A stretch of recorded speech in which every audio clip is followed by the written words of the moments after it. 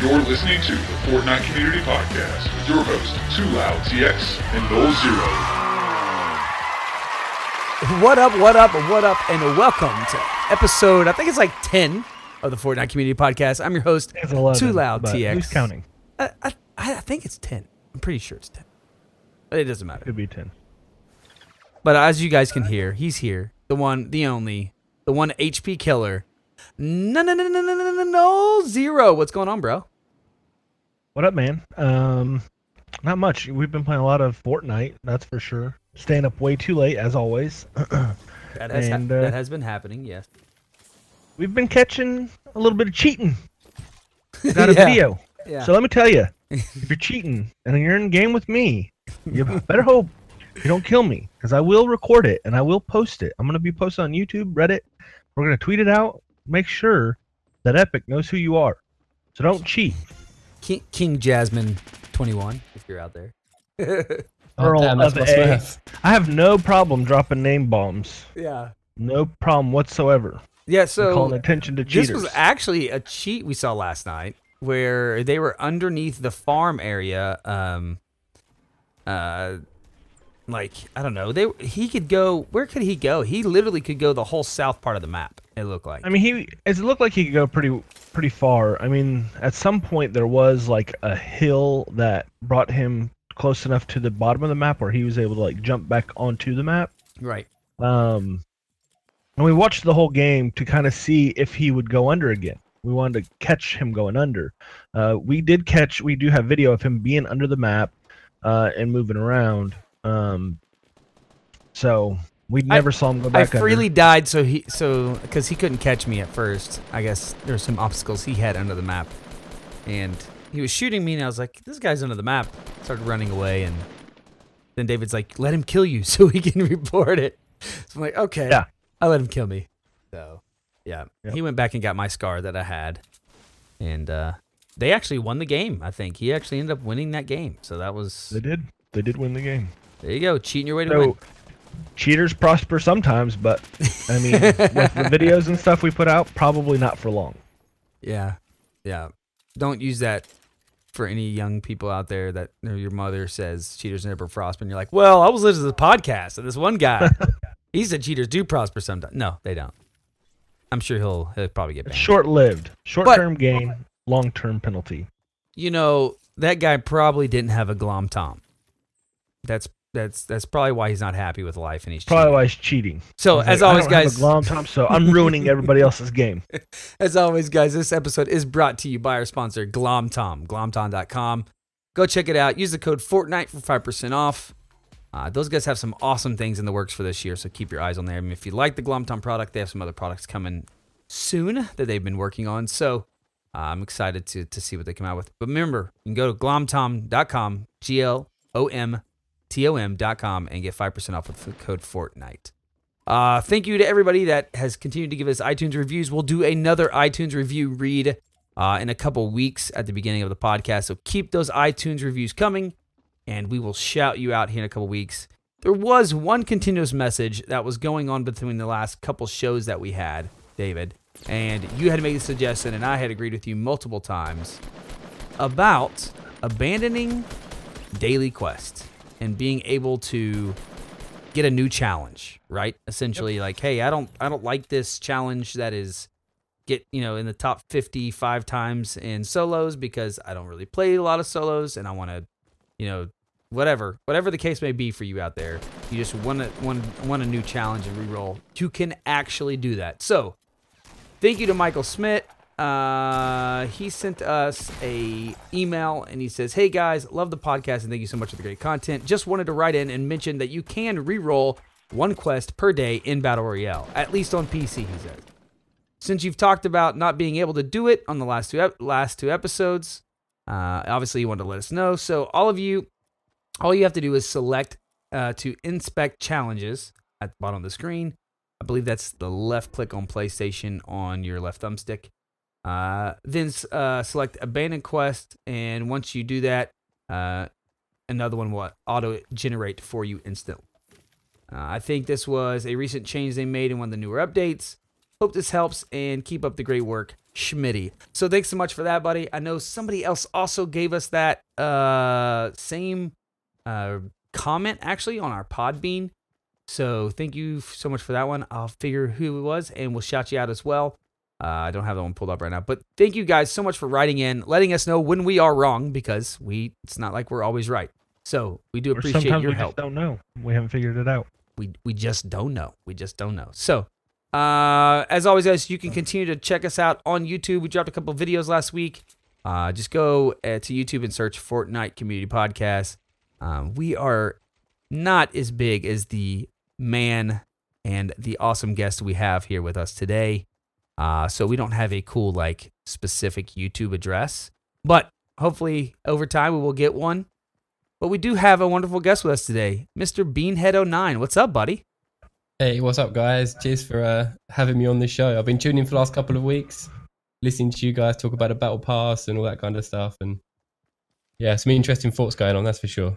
Yeah, man. You actually have a new video out about that as well. So we want to get to know you. So let's go ahead and jump in here and get to know us a little cozy up next to the fire with some BeanHead here.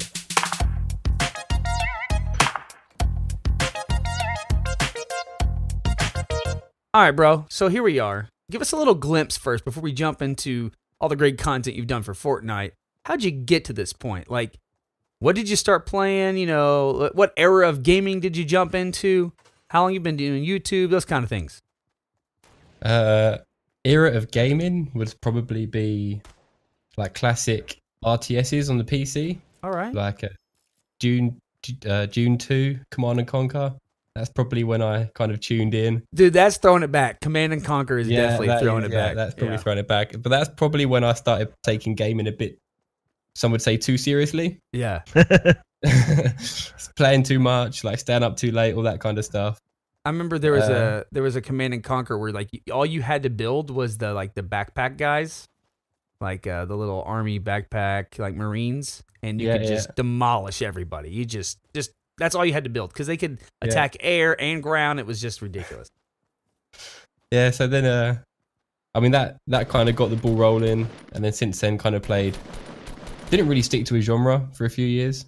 Yeah, kind of playing all kind of on my PS2 I was playing all the Dragon Ball Z games, anything Lord of the Rings that came out I was playing that. So anything Lord of the Rings. I know you mentioned PlayStation, and I know you play on PlayStation now. Have you been a PlayStation fan the whole time? I mean, you know, 1 to 3, 1 to 4. Yeah, I believe so. Yeah, I think my brother probably had the PlayStation 1 when I was super young. I think I was playing Croc maybe. Right. But yeah, since then had every iteration of the PlayStation, and dipping in and out of PC gaming as well. Played a lot of League of Legends over the years. 3 or 4 years maybe. We're there with you on that one. Yeah. We were addicts as well. It's kind of funny. You talk about like you started with RTSs. My first one was like StarCraft. Like StarCraft was the first game that I got, like me and my buddy, you know, tying up to the modem, going, you know, I'm calling him on the phone like, "Hey bro, I'm gonna jump on. You ready?" And you know, we're getting on and playing StarCraft over dial up. And then like you said, then you kind of jumped in different games, but also have done a little bit of PC gaming and then League of Legends. We had that addiction. We share that one with you. Yeah, and then it was actually, so I started my YouTube maybe, I think it was 2 years ago now, just over 2 years ago, when Epic's other title Paragon was announced. Mm-hmm. And I'd been looking for an excuse to kind of get into YouTubing or streaming for a while. And this game kind of ticked all the boxes for me because it was a mobile, which I was into anyway, from League of Legends. And it's on my PlayStation, which I could just pick up and play. Like I was playing League of Legends on a really old, rubbish laptop that barely run the thing. So when Paragon was announced on the PlayStation, I was like, you know what, this could be an opportunity for me to start making content, start seeing if people enjoy it, that kind of thing. So I know you and Nolxero were having a little argument when I had some computer problems about this game a little bit, right? And this has been mainly a I would say a love-hate relationship for David as far as Paragon goes, but a little more maybe dislike than love. I actually started to enjoy the game quite a bit until we got our hands on the Fortnite because we came to the party pretty late with Paragon. But I mean, you guys were talking a little bit about this. I mean, how much did you jump into Paragon? I mean, you were full force, huh? Dropping your YouTube and doing everything else? Yeah, I was in like both feet. Yeah, straight in the deep end. I was playing Paragon constantly. I don't think I played another game for probably a year or so. I missed Destiny. I missed a load of big games. I didn't play Shadow of Mordor, I don't think. Horizon Zero Dawn dragged me away. Oh, I'll have to admit that one. Horizon Zero Dawn dragged me away from Paragon. Right. Good game. Yeah, it's really for a few weeks. For a few weeks at least. Yeah. Yeah. And then just as kind of Fortnite Battle Royale was announced, Paragon's going through a lot of changes, and anybody keeping up with Paragon knows that it's always going through different iterations as Epic kind of take it to where they want to take it to release it. Right. Like a full global launch, worldwide launch kind of thing. And just as I was kind of reaching all those different changes, Fortnite Battle Royale was announced. And I was like, you know what? Let's give this game a go. And to be honest with you, haven't really looked back since at the moment. Yeah. But haven't really been playing Paragon anymore? On and off. I play every patch. I definitely play every patch. But I'm not having as much fun playing that game as I'm playing Battle Royale, right? So I don't know if anybody's having... You got to commend Epic trying to find a fun in the game. They're like, well, let's try to make this game fun at some point. Of course, talking about Paragon. We came in right when they made the really big change, though, David. Right? Yeah. Whenever they were changing like the whole card system, that's when we came in. So literally, it was right before. Oh, actually, I played way before that. Well, I played way before that. I played when they initially put the Founders Pack out on PS4. I'd bought into that. I played a couple of them and told Troy, like, steer clear. This game is generic, mediocre at best. I didn't have a lot of fun with it the first time. We came back and I had a little bit more fun. I think things were a little bit more refined, and we had fun. I still just don't think it's there for me. Like where I'm like, oh, I want to go play Paragon. But what I will say is I will commend Epic in their communication with their communities, and they're willing to iterate and throw things away and bring new things in to make their game successful, right? Yeah. I mean, obviously they want their games to be successful because that's good for their money, but some companies are kind of like, well, that's what our game is, and you don't like it, don't play it, whatever. But not them. They're like, oh, you want to change this? All right, let's do that. Let's figure out how we get there. How do we change this? How do we, give you a new map in Battle Royale? How do we change the card system in Paragon? And they continue to iterate on their games and have a good open line of communication. With that definitely is the same signal you can kind of see in both those games, right? Is like both those games released in the community a lot, and they changed that game quite a bit, as you can attest to there, BeanHead. But they have changed that game a ton, and it's kind of the same way that we're hoping some of the changes might come to Fortnite on the PvE side as well. So we'll see what ends up happening. But so you're playing Paragon, you're getting your YouTube channel rolling. How many subscribers were you at, like before Fortnite came out? About 6,000 maybe. Okay. Yeah, 6,000. And then I had one video. It's a bit of clickbait title, how to get your umbrella in Fortnite. Easy way to get your umbrella. Yeah. And got a lot of traction from that, really. And I thought, you know what? I'm having fun playing Fortnite. People seem to be enjoying the content. Let's just stick with this for a bit. And I'm hoping to, go back and make some more Paragon content for sure. I just want the game to be at a state where I'm actually enjoying myself, because that's why you play games, really, right? Yeah, well, I think as for any content creator, and we've gone through a lot of iterations ourselves on different podcasts and different shows, but I think if you're not enjoying the content, it's really hard to create content for it, right? Like if you're not enjoying the game, it's really hard to find out where you fit, what you want to do as a content creator in that. And so I totally agree with you on that. But here you are, I'm over 10,000 subs now on YouTube. So congratulations to you for growing so much in the few months, that Fortnite's actually been out. It's been really popular for me at least. Right. Yeah, and it's been fun. So, where do you get your ideas? Like, what were your ideas, and do you have any ideas you haven't utilized yet as far as your YouTube channel? Yeah, so I have ideas way faster than I can make videos. I'm quite restricted. I'm kind of restricted in the time that I get to commit to it, like a job and other responsibilities outside of the little YouTube bubble. So sure, I have ideas way faster than I can actually put them into practice and get a video done from start to finish. But that's just for now, man. You just keep going, and before you know it, you'll be running the YouTube thing all day long. Yeah, I see. Nice. I was looking through your YouTube channel. And I see like you had the kind of like the breakdown of the battle pass as one of your most recent videos. I see you're doing a top 5, which is really a good thing to get into. I've seen a lot of channels take off just from top 5s. And then you have like game breakdowns, right, where you're playing and you're kind of talking about. I thought you did a really good job on that, by the way, when you were showing like map and you were talking about path of the bus and hot spots and kind of how you kind of showed a heat map of how things were moving, like where you expected traffic to be and where your kind of breakdown of your thought process. Is there any ideas that you could share with us, like that you're planning on going, or you got to keep that secret so no one takes your ideas? It's not necessarily a case of keeping it secret, I don't think, but without kind of a video there is not much to, like, an idea is an idea, right? But sure, once you have the video and you have it all together, then it might be something different. And sometimes I start with one idea. Halfway through making a video, I'm like, no, let's change this a bit, and you end up somewhere else. So one more question. With we talked recently, I believe it was with our last guest, the Reddit, Dr. Jew, and they were talking about a theater mode. And if you could edit do you have any, like, what with that thought being out there, if that were available, is that something that would be interest of you? Is that something you're looking at, like, hey, that would be really cool to implement into some of my ideas? Is that something you want? Yeah, absolutely. I think any content creator would love to get their hands on some kind of theater mode or replay system or something like that, because the angles you can take, and you can go back and you can look at different perspectives. Maybe look at the guy you was fighting, maybe look at their perspective of how that fight played out. Sure. See it from their point of view, maybe. Sure.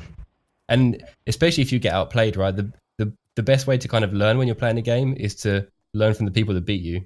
Absolutely. So if you can see that fight play out from their perspective, then yeah, that's actually a really great tip to bring up, because a lot of people die and they always blame, I've heard every excuse, the frame rate dropping, lag. Bro, come on. BS. I never get outplayed. It's just the game's fault. Yeah. I never get outplayed. They can always headshot me with the shotgun, but I can never do it. Yeah. And it's a lot of gamers, and I learned this, and it seems like probably a lot of people learn this from playing League. Most people I know that play League have learned to be self-aware and be like, every problem needs to be looked at like I handled it wrong, and then I need to determine how I could have handled it right. I think so. Absolutely. Like this game particularly, and I think you've probably heard me say it the most while we've played Fortnite, David, and any other game, is like, man, I messed that up. Like, I should have done X. Right? Yeah, well, me and you both do that a lot. Like, we almost immediately talk about the scenario and the options, and what would have been the right option and what was the wrong option. Yeah. I mean, it even starts as little as like, I should have, slowed down there. I should have, I mean, sometimes it's the simplest thing that you can do that you just don't think about in that split second. Right. And so that's why, these guys that get to play all day long and get hundreds and hundreds and hundreds of hours in every month, all of a sudden you look at it and they are better, not only because a lot of these guys have a lot of skill, but also because they're able, it's like practice makes perfect, right? And they're able to define, like, hey, if I'm in this situation again, this is how I should react. If I'm in this situation again, this is how, this is the action that I should take. And the more you play, obviously you run into those scenarios, and they're not always the same, right? There's millions and millions of scenarios that can happen. But I think we also learn your opponents. You learn, because believe it or not, there's so many options in the game, and you're going to learn how certain opponents are going to play it. Like, you see someone building off in the distance, there's a mentality that goes with building a big old base in the center of the circle that is different than the guy that's like, I'm hiding over here behind a tree. Yeah. And, all that. I'm gonna wait it out. Yeah, absolutely. You learn. You definitely learn how different people react, and you can spot that really quickly. Talking about that and things that have been going on. You mentioned that Bean has lately done a video called "The Biggest Problem with the Battle Pass," and so normally I would throw this over in the Battle Royale section so we could talk about it, but BeanHead, this video I think hit home for Nolxero, for me. We watched it and really enjoyed the video, by the way. So thank you so much for that. But you had a lot of content here, a lot of things that you covered, and it's something that we brought up over the past couple weeks a couple of times, and basically just talking about the changes we would like to see in the Battle Pass, or ideas, and the problems that are currently there. Problems, in quotes, maybe not so much a problem, but things that we don't like as much as we could. And you mentioned like the price changing coming. But the biggest one that I want to talk about that you brought up that just broke is not being able to purchase it with V-Bucks. So as we all know, you get V-Bucks using your Battle Pass this season. A lot of people were thinking, and people that we know were thinking, I'll just save those and only have to pay $10 again next month to get my Battle Pass with the V-Bucks that I'll have available. How is not having V-Bucks or not being able to purchase it with V-Bucks, how much do you think that impacts the amount of people that will actually purchase this, Bean? I think it will reduce it for sure, but I think the question really is, will it reduce it by over the price difference, right? So you had to invest, what was it, about $10 to get this season's. Got to invest $20 next season. Are half as many people going to buy it? Because that's what Epic are looking at. Right. Are under half the amount of people going to buy it? And I don't know. I'm sure they've done their numbers. I'm sure they've done their research. I think we've talked about it a few times too. Nolxero is like, things that cost $5.99, $2.99, $1.99, whatever it may be.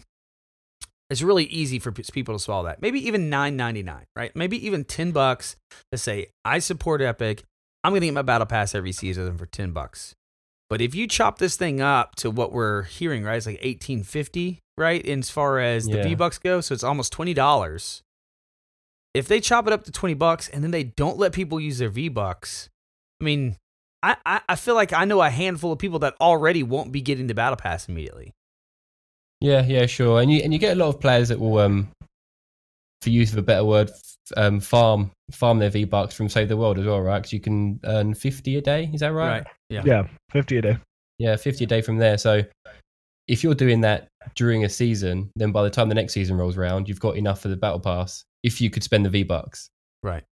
But of course, that's where that falls down now because those players who may well have been farming their V-Bucks. It is kind of scary in a way as a fan, because it's like, all right, I don't mind you charging me money, but since we're all League players, we all know like being able to purchase in-game items with in-game currency that you spent the time playing the game to get that currency, like that's very important.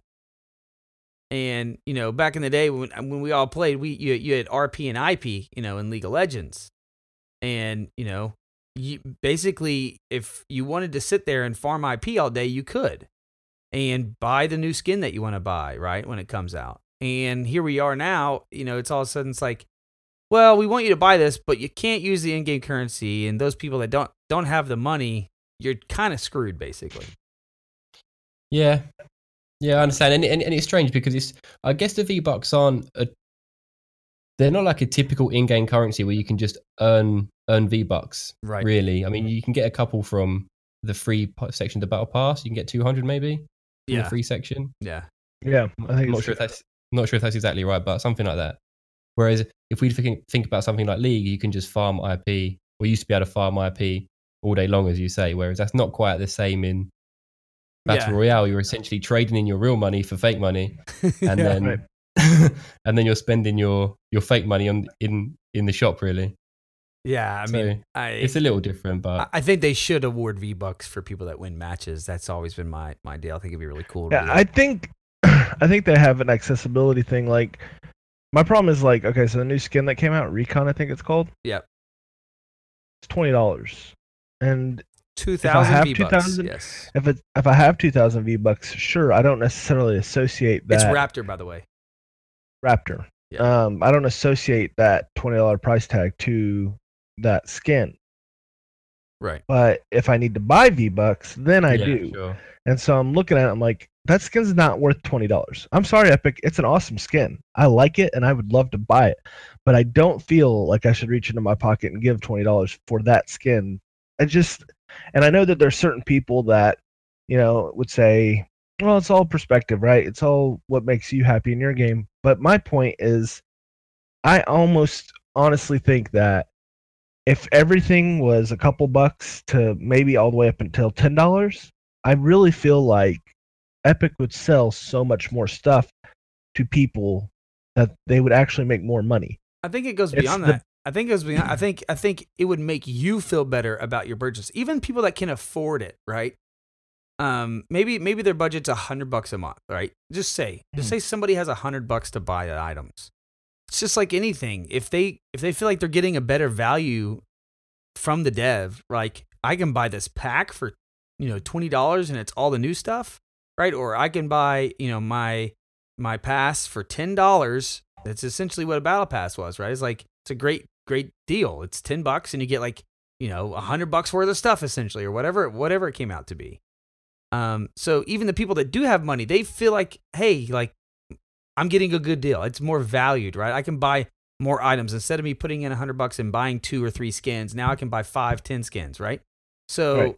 I think that is very important. It goes beyond just like, hey, the person that can't afford it. It also helps out the people that can. Right. Well, and it's just all the way around. Like, the battle pass. The one good thing that is kind of understated with the battle pass is it gives you some kind of dangling carrot. Like on its own, Battle Royale is a ton of fun, and I play every night because I genuinely enjoy the experience. Right. And the battle pass just added a dangling carrot at the end of the stick for that. So yeah, there's issues with the battle pass and some of the rewards. But overall it has tremendous value because of not just what it offers within it, but it also has some kind of goal that you're shooting for, right? Like I want the Dark Knight skin. I want, this dance, the Flossing dance, and different things like that. Right.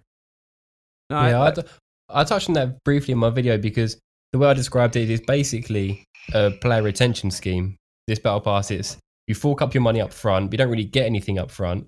You only get it at the end or after, not at the end of the season because you get kind of progressive rewards, but you don't get the big ticket items until a lot later on in the season when that's what they're trying to do. They're trying to keep their player base to the end of the season essentially.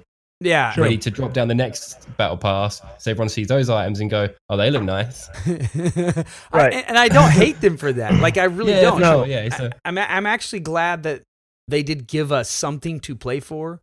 And I definitely agree with you right now why it's cool to have the Black Knight skin next month or whenever it comes out, right? Like 39 days, whatever it is, 35 days, whatever it is, that all of a sudden there's going to be a new skin that's really cool to have, right? And so yeah, but you got to think down the road, like the Gold Lancer and Gears 2, right?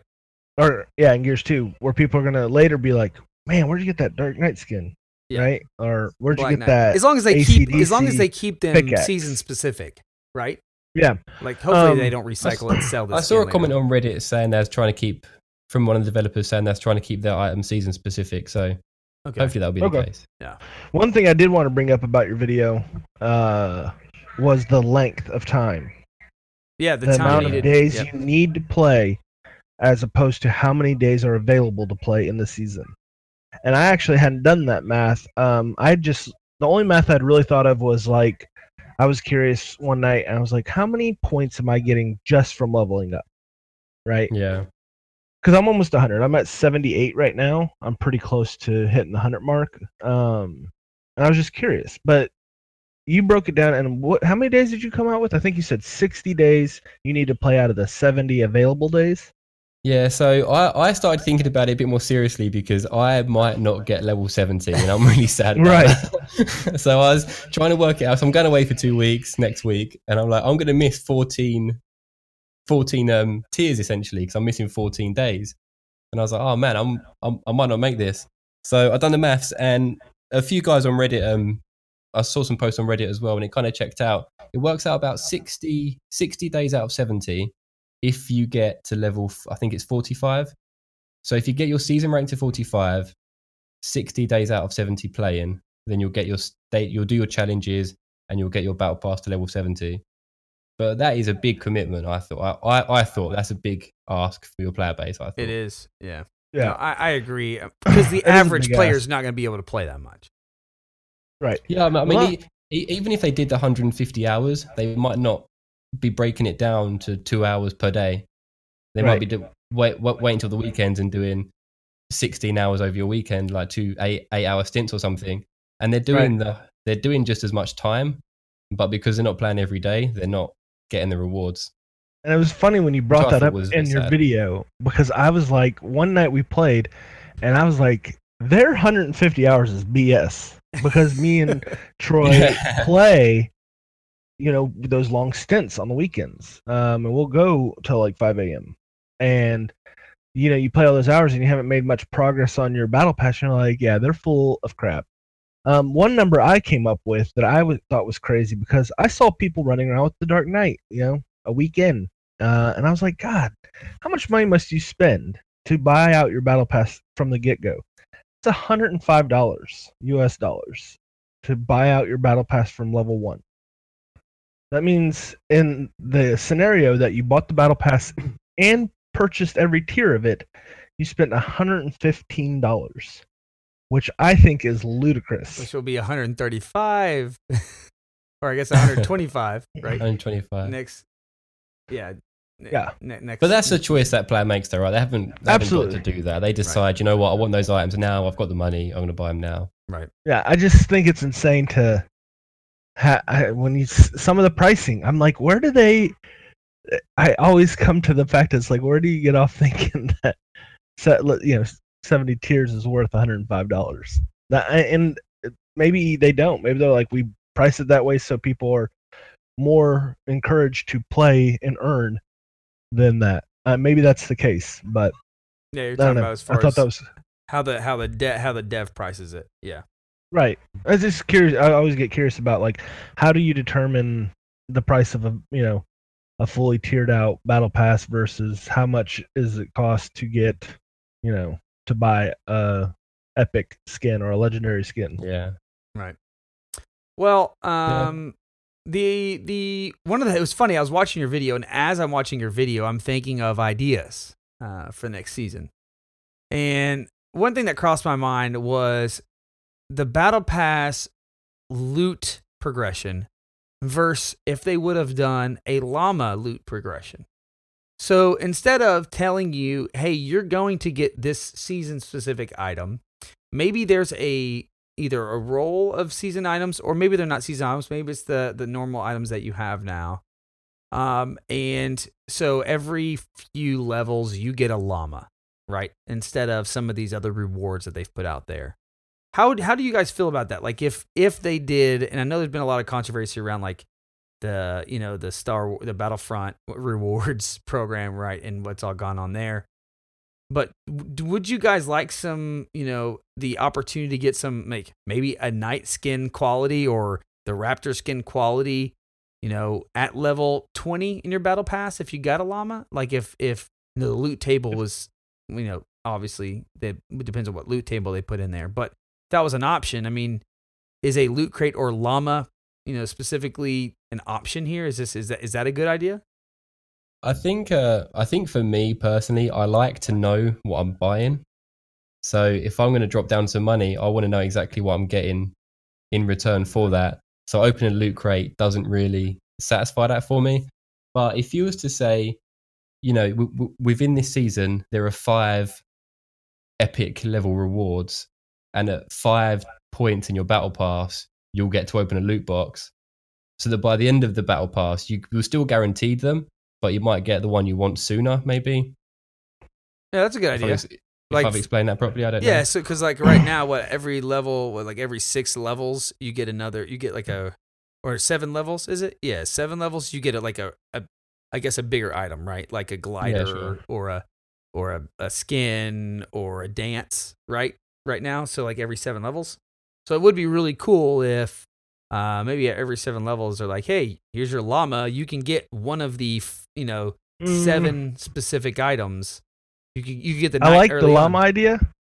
I don't like it necessarily that. Like what I'd rather is replace all of the 1,000 XPs with a llama, where it's like you'll get one of the seasonal items, not necessarily the. What if you get 1,000 XP out of your llama? And I'll scream. Like, are you kidding me?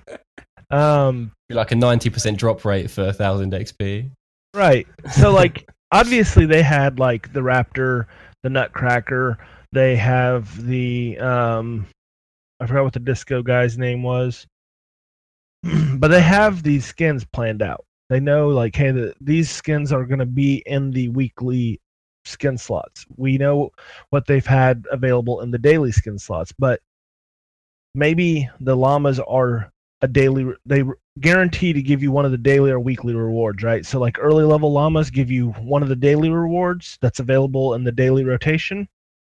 And then later llamas give you a chance at something in the weekly rotation to kind of give you some of the skins that are $20 on the shop that are not obtainable anywhere else, and just replace those with the 1,000 XP that is worthless, that nobody wants, that is absolutely just get it out of there. I do like the boosts. I know some people might complain about the friendly boosts that play primarily solos, but I overall like the boosts to XP. I'm not a fan of stickers. I'm not saying they have to get rid of them or anything, but they should probably do less of them. See, this is where I really like throwing down the stickers. I've got to admit, I like throwing down the stickers. I saw you throw down the target sticker a couple times in your video. Yeah. I just got the MVP sticker, I think a few levels ago. Yeah. So pretty much every kill I'm throwing down the MVP sticker. I don't know. I think I said in the video, it's just a bit less obnoxious than doing the electro shuffle every time you get a kill. Yeah, no, yeah, I actually like it. I like to use the flex or the gun show emote. I like to use the dab. Electro shuffle is a little bit extreme. That's more electro shuffle is a 1v3 situation and like a squads. Like I just killed all 3 of y'all and y'all should have killed me. That's an electro shuffle. Yeah, yeah. I can see that. I do like the integration they've made with like the dab, the flex, the gun show, right? The whatever, the double finger guns. The finger guns, yeah. Like I like the integration of those because, like you said, they're not dances. They're not. It doesn't take a while for it to perform. But I think there is. I'm with you being on this. I think there is life in the stickers.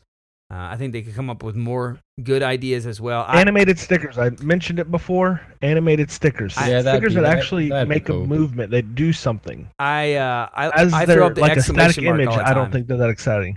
I throw up the exclamation point all the time, and I got it, and I do. So, and I like the target. I like the target one too. I agree with you. I mean, some people are gonna love them. Some people aren't.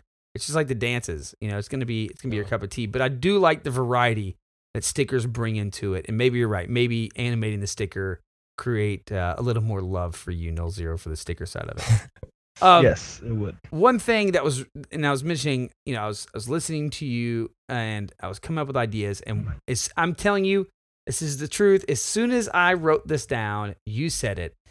And what you said was, how about seasonal challenges that reward the players that do put in a lot of time? Right? Yeah, absolutely. So, you have your base pass, your battle pass, whatever. There's all these rewards you're going for on a daily challenge, but there are these like massive, Fortnite challenges, these seasonal challenges in the background that reward the person that, say for instance, Nolxero that loves you to use a sniper. And I prefer to use rocket launchers and nade launchers more than he does. And I'm giving him the sniper and he's giving me that item. We play a lot of duos together. And it would be really cool to have those, hey, maybe there's a guy, you snipe 500 people in a season, you get this reward. Or you blow up, this many buildings or walls or whatever with a nade launcher, rocket launcher, you get this reward. Much structural damage. Yeah. They keep track of those. I mean, they show it at the end of a match. Yeah. So I think, but I agree. I think it'll be awesome. I agree with your points in the video that I think Epic is more creative than the challenges they currently have. Yeah. The challenges they currently have seem very generic, and anybody could have thought of that. Like, what about changing people's playstyle? You play duos, and maybe the challenge is, stay within this distance of your partner for 10 minutes. So for 10 minutes, of total game time, you're staying a certain distance from your partner. Yeah. Yeah, that'd be cool challenges. I think one thing to like really remember is that this is like iteration 1 of their battle pass. This is like the first draft almost that got put to the public. And we were saying earlier how Epic really engages their community. They take on the feedback. There are people at Epic now taking on the feedback, trying to work out season 2's or season 3's battle pass. I'm sure, and I'm sure it will be a lot better than what we got this season. Yeah, and I'm interested to see how it works out for sure. I mean, I think creating a little better rewards in some cases can be awesome, and I would like to see a way, and maybe they don't stretch it as far. I mean, I do like it. I'm gonna have to see how the timing works out. I'm not sure if I want quicker progression or not. I think that's a debatable fact, right? If quicker progression is supposed to come in, but I don't know about. I'm okay with the progression, how it goes. I do think it's a little, startling for that casual that is like realizes that they go watch your video and then they're like, oh my god, I'm supposed to be playing 60 days of this 70-day, season. Like I can't afford that. I can't do it. Right. So I do think that's kind of a little bit crazy, but I do think, having a weekly goal with some kind of weekly challenge there and a seasonal challenge would help engagement from people that do play a lot. That get on, they do their dailies, and then they're like, hey, I'm actually going to stay on a little bit longer to get some of these kills towards my seasonal goal of 1,000 kills or 5,000 kills or whatever it's set to. Or I'm going to stay on a little longer to get, more of this weekly challenge, put in. I have one last question before we move on here for you, Bean. And as we go into the next season, do you think it's going to hinder purchasing, even for people that have the money, if they aren't able to finish their battle pass this season? Do you think it's going to hinder them from buying next season's battle pass? Like, I'm not going to be able to complete it anyway, so I'm not going to get it. I think what's one really important thing to think about is that the $10 or the 20, let's say it costs $20 because that's probably what next season is going to cost, right? Right. After maybe 20 or 25 levels, you've probably got your value back for that. And the rest is all making your money go further. Right. So we keep benchmarking against like completing your battle pass. And I don't think Epic are expecting everyone who buys a battle pass to complete it. Sure. Completing the battle pass is for those hardcore players that are playing every day and they want to show off their Black Knight skin or whatever it is. I think I'm just really salty because I don't think I'm going to finish mine. and the hours that I would have put in, I'd be thinking I justify finishing it, but I'm not going to be able to because I'm going on holiday for 2 weeks. Do you know what I mean? It's right. Just, yeah. Yeah, and that's actually a good point to bring up and maybe I haven't thought about it that way either, is that their barometer, so to speak, of how the battle pass works is that the value is within the, you get your money back within the first 25, 30, levels right. of it. Yeah. And maybe and I think they did a really good job of making it where you can purchase at any time and receive the rewards you're at. Yeah. I think that was a really good thought for them to do that, because maybe somebody wants a certain skin and then they're that level and they're like, oh, well, I'll buy it now for $10 or $20, whatever. Yeah. So, yeah, because they've reached the point they wanted to reach to get that reward, whereas if they didn't reach that point, they just wouldn't have bothered because that's not what they wanted. Yeah. Right. Yeah. But I guess to go back to your point, I think, yes, ultimately, if people don't finish their battle pass or they don't complete it as much as they'd have liked to, and it gets more expensive and they can't buy it with V-Bucks, then yeah, less people will buy it, I'm sure. Yeah. And I wonder, I guess we'll see how that turns out in season 3. Yeah, that's for sure. Well, let's go ahead and... I'm sure season 4 will be something totally different again. Yeah, for sure. So, well, let's go ahead and jump over to some more Battle Royale talk, actually.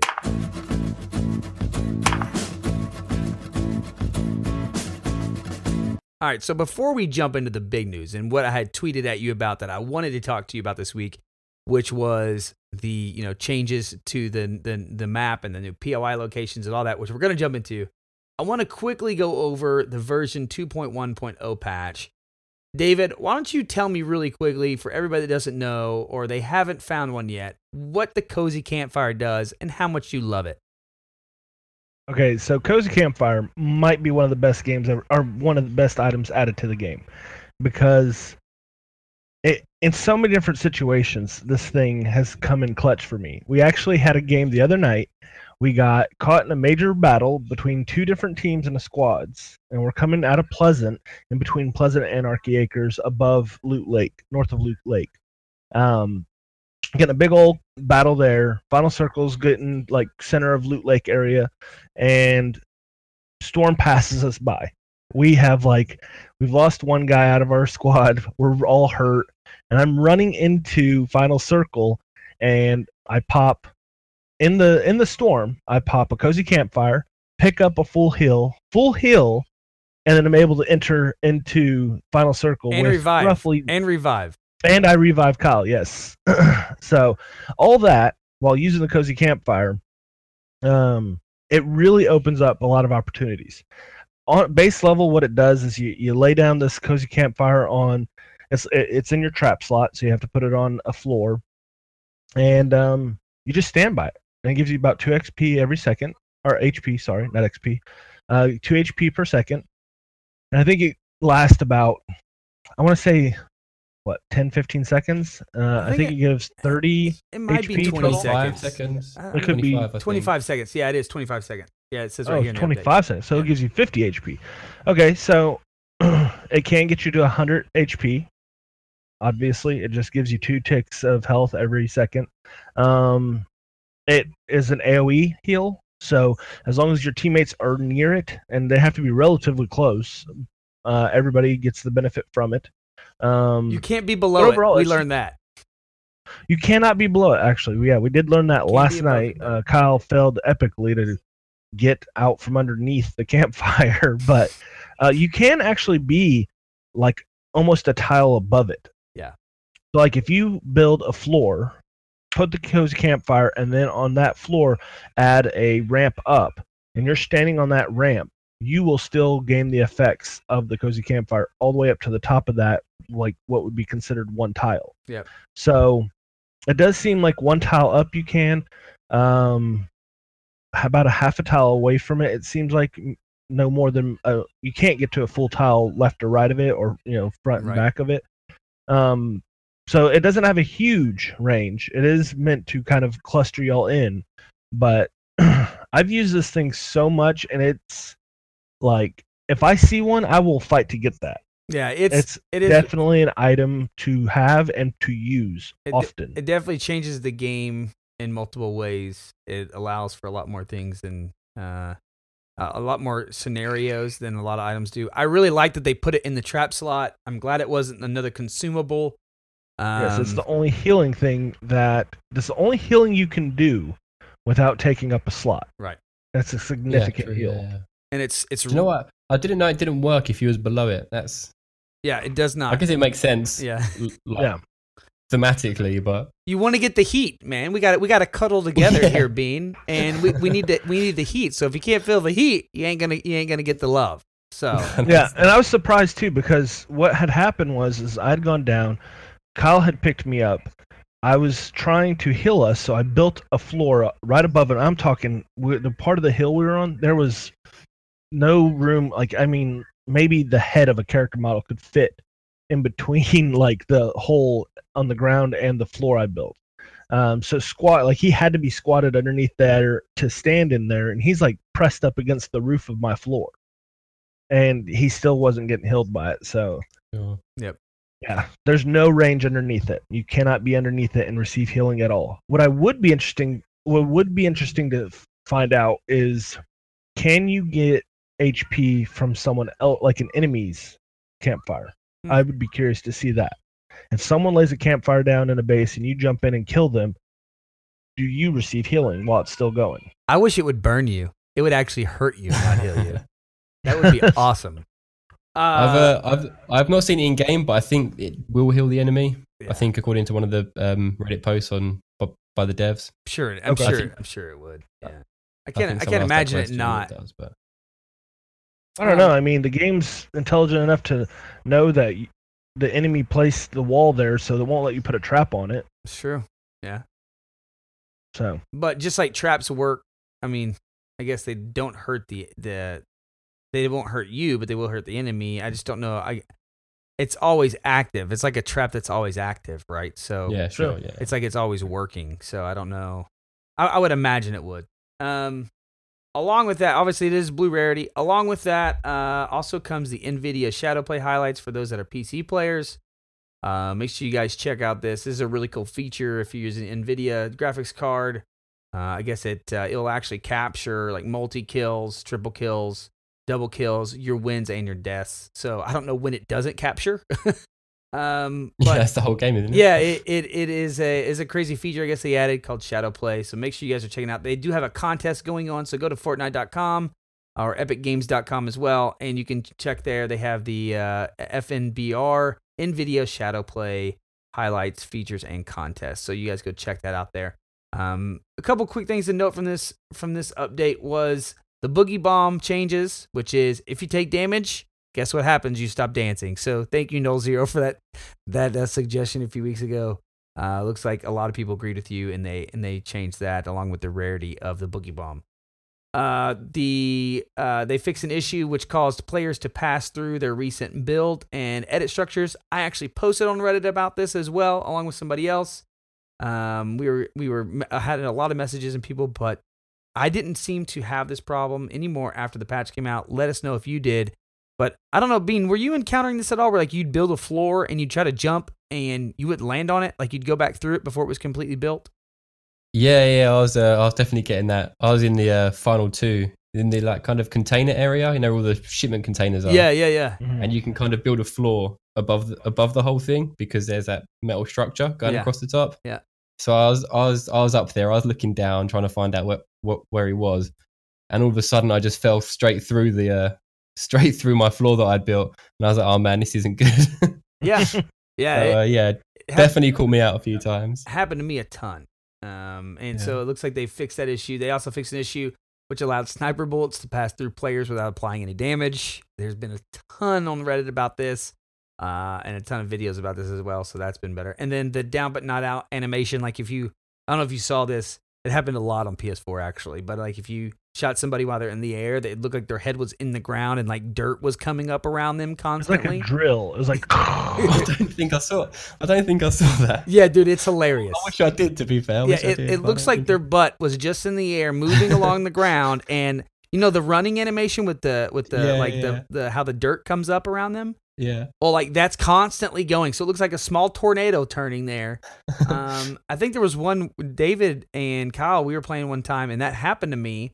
But when they revived me, my leg looked broken on the game. It was like extremely broken. And we could hear the like drilling sound into the ground. It just sounded like following us around. Oh, it's terrible. So, yeah. Well, the good thing is they did fix some audio issues. Speak of that as well with the footsteps. Footsteps are a lot better. Yeah, you'll be able to hear those. There's a couple different changes to those. They fixed the issue which caused sniper bullet impacted sounds to trigger more than once. They fixed the phantom bullet sound. This is for you, Thank Nolxero. God. That sometimes hear throughout a match, which was crazy because you used to hear it only when you spectated. Or on spectating, yeah. And then now you heard it while you're playing. They adjusted the AC/DC pixaxe, and they reduced the volume of the drone that teleports players in and out of each match. They fixed some push to talk stuff. The daily challenge rewards automatically collected if you didn't collect it before. And they shortened a few of the descriptions as well. They also did some Save the World stuff, but we'll talk about that in our Save the World episode. But yeah. That's a lot. That was a lot. And it was like, oh, that's really cool to get. And then they end up dropping this on us. What are we going to see with the map update? So we've got a map update coming up with a bunch of new points of interest, including the city, as well as a bunch of new named areas on the west side of the map. We felt that it was a little bit light on points of interest, so we wanted to kind of even the island out and make it feel like there were more locations to drop into. We've also separated the map into more clearly defined what we call biomes. The swamp feels swampier, the mountains feel more mountainy. Really, the different areas of the map feel more unique. There's also a bunch of additional quality of life improvements. These are work in progress. We're always continuing to make updates to the map. So keep the feedback coming and let us know what you'd like to see us improve. Can we keep the Christmas tree loot after the Christmas event ends? So with the end of the holiday event, we're going to be removing the Christmas trees and the treasure chests that spawn next to them. This was for 2 reasons. The first reason is the event was over. The second reason is with all of the additional points of interest on the map update, we've got a lot more treasure chests, a lot more ammo crates, and we wanted to make sure that loot was distributed evenly so that there isn't too much additional rare loot in the match. So we're going to be keeping a close eye on that, and if we need to make adjustments to the treasure chest and ammo spawn rates, we'll be looking at that and doing so. It's possible that we may add more event-specific treasure chests and locations down the road. All right, everyone, thanks for watching. We really appreciate all of your excitement towards Fortnite. 2018 is going to be a really big year for us, and we can't wait to share all of the fun stuff we've got in store. So, thank you so much to Epic for coming on the show. Thank you so much to Eric Williamson, lead system designer. Thank you so much for that update. No, but seriously, thank you so much for the dev update. It's really cool. But yeah, so hopefully if you guys didn't see the video, you got to hear it here. A lot of POI changes coming, and it made my day when I saw it. I was so excited. I tweeted at Bean. I can't wait to talk to you about this on the show. I mean, I really don't even know where to start. But I mean, let me say this: how much, Bean, to you does this excite you? Like, and put that new, like, almost like a new fire in you to play some more Fortnite. Yeah, absolutely. And it was dropped in typical Epic fashion as well, because they teased the city a couple of months ago. Right. And then they teased it again a few weeks ago. And then just last week, they teased that there'd be a new underground mine. And then they dropped this update, and it's like, we've got the city with a mine, a motel, and a scrapyard. It's like they think you're getting one thing, and then all of a sudden, actually, you're getting a whole lot more. They've been making us blue ball for 2 months, is what you're saying. Yeah. Yes. Essentially.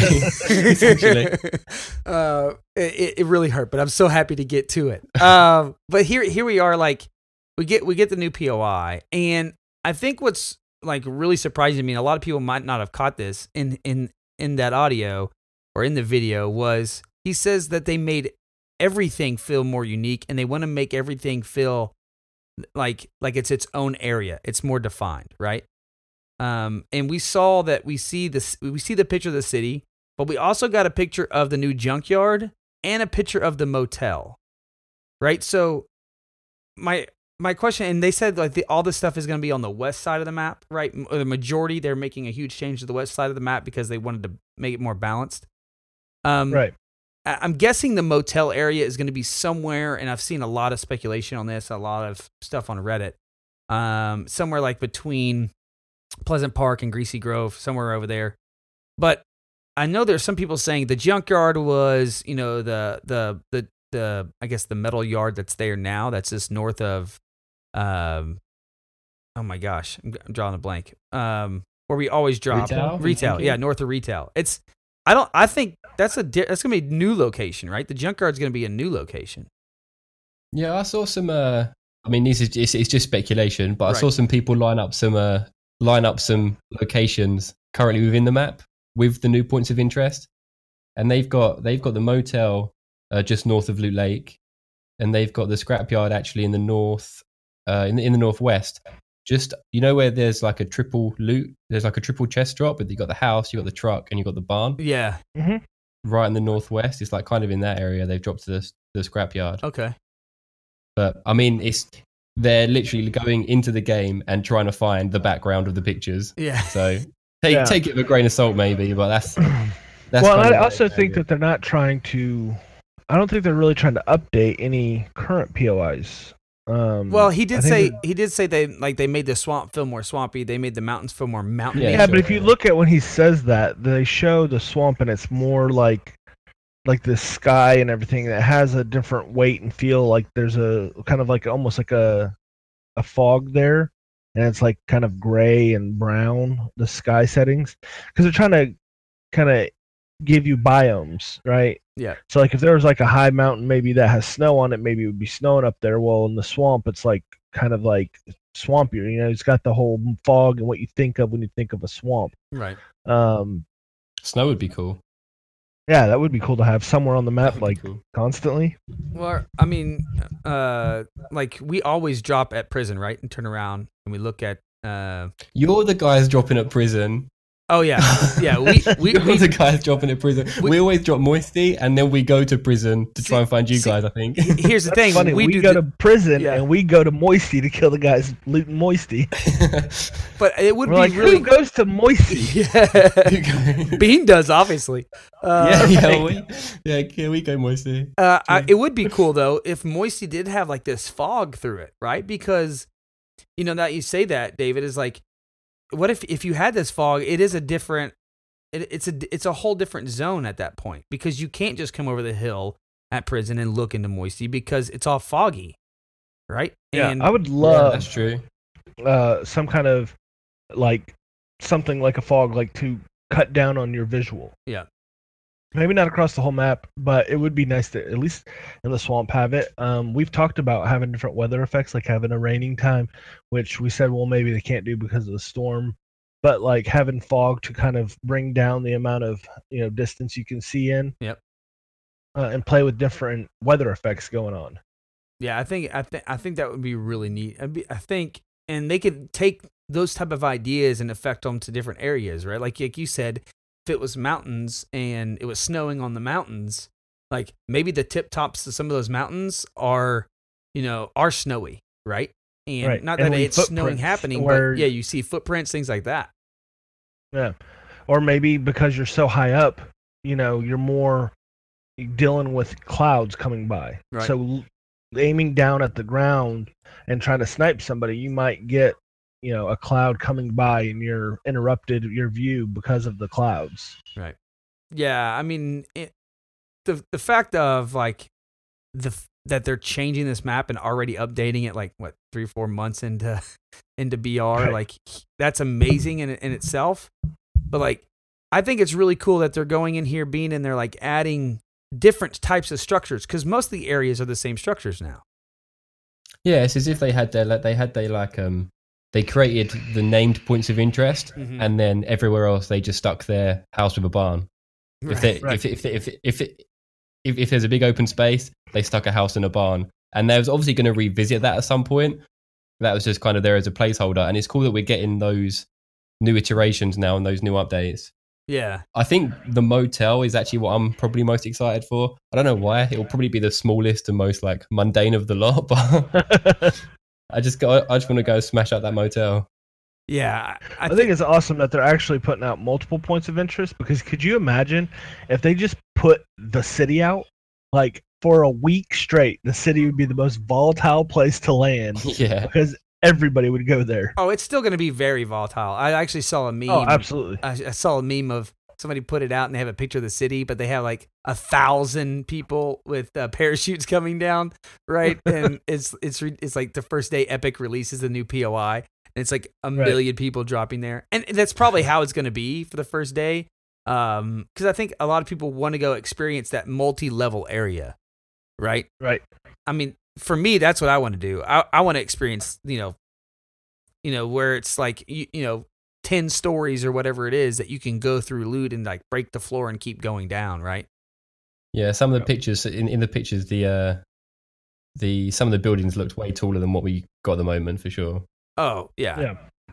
I mean, the cave is exciting. Like, it'd be fun to see how that goes, especially when Circle plays around the cave, and now you have an underground and an above ground thing to deal with, right? Right. The Circle's closing in. You're looking for the last 4 guys up and alive, and you're like, well, are they below us? Do we go after them below us, or do we hold our spot up top? Right. Yeah, I mean I can't wait to see how they play out, right? And like you said, and then once you have the city, you have the motel.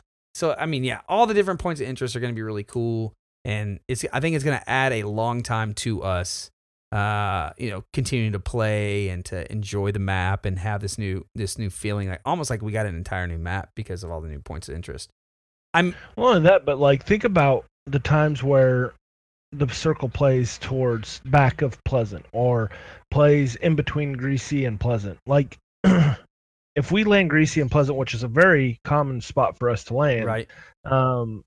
You feel pretty safe in between Pleasant and Greasy because there's like a broken down house, a shack, a couple things. Like there's not a lot there. There's not a lot for people to drop to, so you feel pretty safe going over there. So you could have like a 6-7 kill moment in Greasy or Pleasant, and then kind of have a real dull time while you wait for everybody to come to that spot over there on the map because there's just not going to be a lot of people there. Right.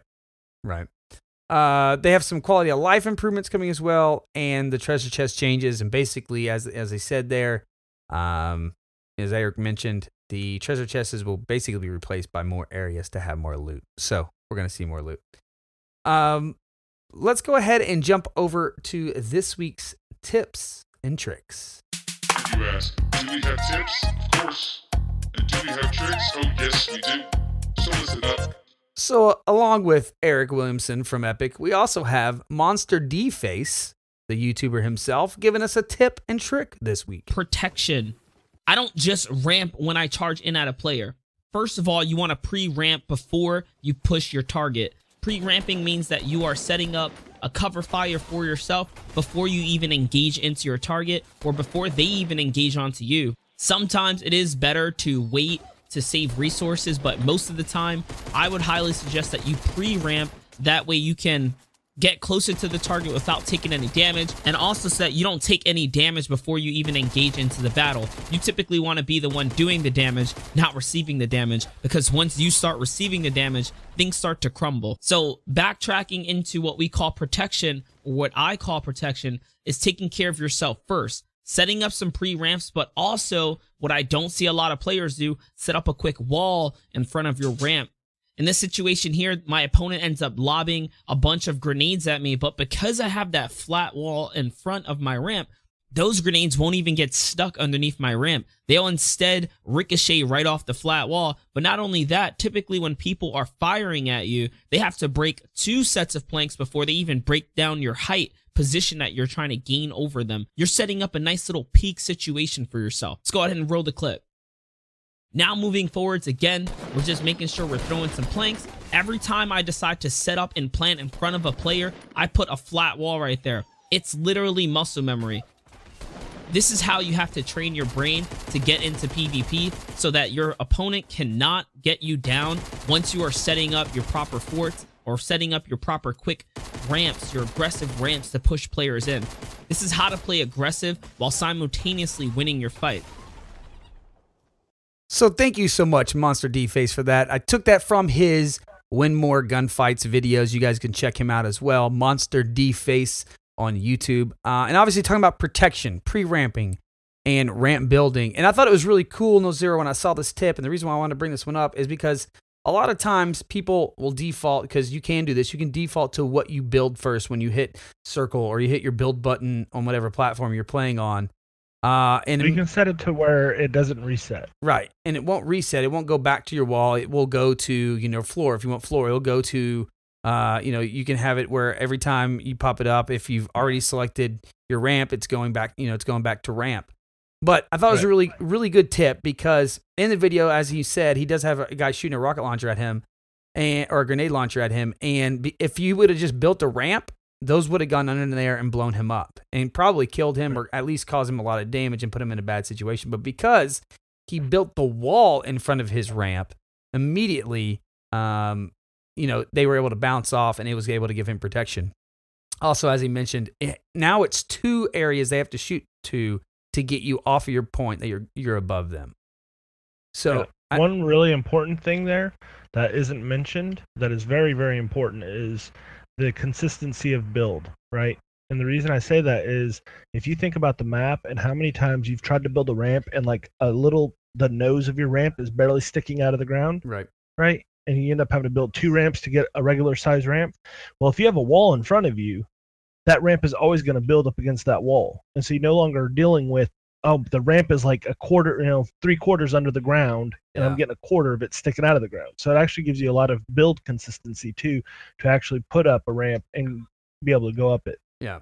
Bean, do you find yourself catching ever that you're like, I should have built this. I should have just built. Has that ever happened to you?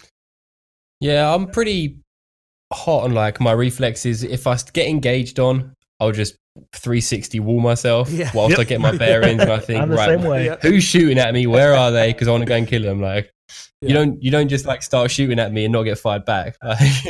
But so my default would be to 360, and then to put a ramp, and then I'm kind of getting my bearings, and then I guess each situation from that point it probably plays out slightly differently. Yeah, no, I agree. And actually, you did that in your video we were talking about earlier. You actually backed up and built a little ramp and got up top and had that advantage with some walls in front of you. When they came around, they didn't see you, and you rocketed them and won the game on your solo there. But yeah, I think that's... he boogie bombed me. Yeah, he boogie bombed me, didn't he? Yeah, he did. I was trying to full heal. I was trying to full heal, and he just threw his boogie. Yeah. But I think that's a thing that all like just keep in mind is if you're just putting ramps down and you're like, man, I don't seem to be able to like fight these people like some of the YouTubers I see or some of the some of the streamers I watch, and it's probably because these little things like they're throwing a wall in front of their ramps, right, to give them that extra little bit of protection. And we have some more tips from that video I'm going to be bringing over the next couple of weeks because he does a really good job of pulling out some tips and tricks for gunfights and different things. But I just wanted to go ahead and throw that one out this week. So hopefully that helps you guys. Try that out, throwing up a wall and then your ramp instead of just your ramp. That also gives your building more stability, right? The more points of contact you have on the ground, the more they have to shoot out for your stuff to go down. Yep. Yeah, the only other thing I'd kind of add to that, I guess, is a lot of people ask why I'm building with wood, and it's because wood starts with the most HP and generates the most HP over the first kind of 2 or 3 seconds of it building. It won't have as much HP at the end of its build as like brick or steel, but that initial few seconds, the wood will have more HP, so it's more difficult to take down. Boom. Dropping tips on you guys coming from everybody today. YouTubers just dropping tips. MonsterDFace, BeanHead09. I mean, welcome to the Fortnite Community Podcast, ladies and gentlemen. Well, let's go ahead and jump over to our last section for today, and that's the Reddit topic of the week.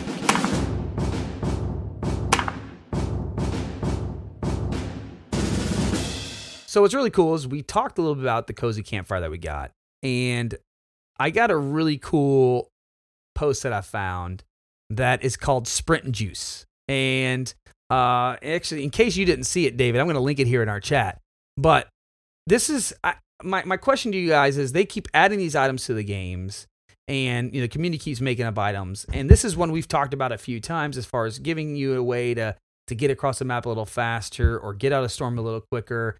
And, a lot of people are using the launch pads to get out of storm if you're getting caught. Now we have the cozy campfire to help you get out of storm if you get caught. What do you guys think there's a need for something like Sprint Juice, Bean? Do you think this is a good idea to give us another way to move a little quicker? I don't think it's necessarily a bad idea. I just wonder what people will, because you have to drop something to use that Sprint Juice. What are you going to drop? What are you going to leave out of your inventory to have a bit of movement speed to help you escape the storm? I don't know. What will probably happen is it will be used in combat, where people will use their sprint juice so they can run faster and evade shots during shotgun fights or something like that. Right. That's probably what will happen. And then is it being abused? I don't know. Yeah. For me, it's duration, right? Depending on the duration of it, it'd be really hard to slot it right now, but if it has a long duration, maybe you pop it and then just use it until, like, pick up your normal inventory and just use it for the minute that you have it. Yeah, I almost wonder, because we thought about this early on, right? Because in the PvE side of it, Fortnite, you have this way that you get these blue glows and you can end up hitting this little pod in the ground and all your team gets movement speed for 30 seconds or whatever it is. And we thought, hey, it'd be cool to have those throughout the map at first, or then maybe give us a boost. But they've come up with so many things to allow you besides changing movement speed in the game that are really creative with the launch pad. And, like I said, the campfire helping you get out of storm, or a regular jump pad that, well, I guess aren't in there anymore because they took those out. But like, I just wonder, and we've talked about this many times, at what point do you stop putting items in the game? Or like BeanHead said, like, what would you put up instead of, or what would you not pick up so you could pick up sprint juice, right? And that's the question you got to keep asking yourself. Maybe sprint juice isn't the answer for speed. I do think there should be something in there added for speed. Maybe they make like an acceleration gate, right? It's a trap you place on a floor, and then anybody can run through the acceleration gate, and it gives you a speed boost for a certain amount of time. Right. Yeah, that's a good idea, actually. A pad or something. It's a cool idea. I was thinking of Jace whenever I said that. How Jace puts up the thing and shoots the bullet through, and then when his teammates run through the acceleration thing, they all get movement speed. Yeah. Yeah. I think you just got to think with items being introduced is what's the purpose of them, and does that purpose already exist somewhere else? Because otherwise you're just bloating the item or the drop system, I guess. Right. Yeah. Diluting chests, you're diluting chests, you're diluting floor loot, you're potentially diluting the supply drops as well, maybe, if they're going to go in there. So every item you introduce kind of has these knock-on effects. So unless they're serving a purpose, I'd say leave them out. Right. Yeah, and that's kind of where the speed juice comes in, is like, okay, so if its purpose typically is to get out of storm, like maybe it's not that big of a purpose. Yeah. But an acceleration gate, think of what if you can shoot rockets through it too, and now your rockets move faster to their Now you really are thinking about Jace. I am. There's up a lot of opportunities there. No, it's true. It's a good idea. It's a good idea. Because like right now you shoot a rocket, and while rockets, Bean, you said it, I think in one of your videos about them being, the most accurate gun in the game, their movement speed is very slow. So it'd be interesting to do some ideas with that. Well, guys, as always, first off, thank you, Bazooka, so much for that post on Reddit. If you listen, thank you so much, Bazooka_TXT. So thank you so much. It's a really cool art that you made there, and gets our minds thinking. So it's really sweet image that you have there. So guys, make sure you're checking out the Reddit. It's /r/FortniteBR. Make sure you guys are checking that out. And thank you so much for listening. I hope you guys really enjoyed the show. Make sure you shoot us a review on iTunes. Leave us a comment on Podbean. Shoot us an email and all your complaints to FortnitePodcast@gmail.com. Tell us what you like and what you dislike. Hey, Beanhead, thank you so much for being here tonight, man. We really appreciate it.